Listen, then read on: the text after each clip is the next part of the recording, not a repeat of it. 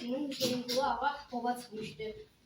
Bir mağara ile rastlaştılar. Mağaranın karşısında bir ayı var idi. Ovçular ona ateş attılar. Sonra bir kız çıktı. Ben bu kızı özümle aparacağım. Bağbanın piri kişiyle qalar. Hərdən bir ağzı ilə də oynayır. İlk gündən Qaraca qız Ağza ilə dost olmuşdu və bağda ona rəqs öyrənirdi.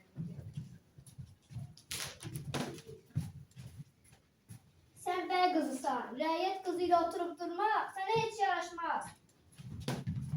Uşaq hüquqlarına dair konvensiyanın 6-cı maddəsində qeyd edilir ki, bütün uşaqlar bərabər hüquqa malikdirlər. Onlar maddi məziyyətdən, dilindən, təhsilindən asılı olmayaraq ayrı-seçkiliyə məruz qala bilməzlər.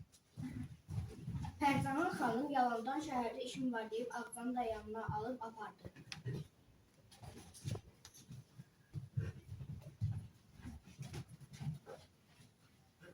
Anacan, tətilin son günləridir. Kəndə getmək istəyirəm. Yaxşı, mən də səninlə gələrəm. Amma şərtim budur ki, Qaraca qızıya tamamilə əlaqəni kəsəsən. Yoxsa Qaraca qızı da piri kişiyində qovaram. Pərcahan xanımın başı əşyalara qarışmışdı. Ağca xanım Qaraca qızı gördü. Tez ol, Ceyt, xanım bizi görməsin, yoxsa yenə acığı tutar. Və onlar kəndə gəldilər. Hər bir varlı ailədə olduğu kimi Ağca xanımın da bir mürəbbiyəsi var idi. Ona təlim, təhsil öyrədirdi. Qaraca qız isə təhsildən geri qalmışdı. Bir gün yenə Ağca xanım mürəbbiyəsi ilə bağda oturub kitab oxuyurdu.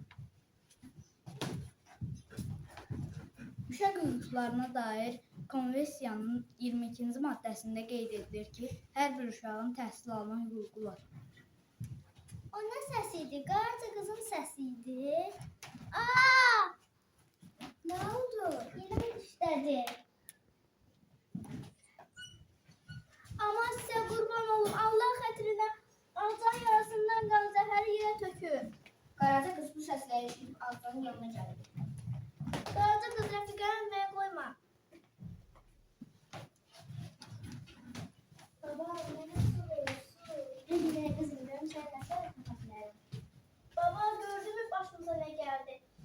Gördüm. Onu da görürəm ki, öz qızını qorumaq üçün cəmaatın atasız anasız qızını bəlaya salsın. Aha. Uşaq hüquqlarına dair konvensiyanın 9-cu maddəsində qeyd edilib ki, hər uşağın həyati, sağlamlığı mühafizə edilmək hüququ var.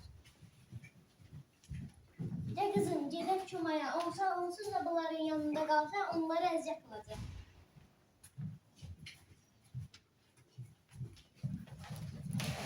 Alqışlayın uşaqlar.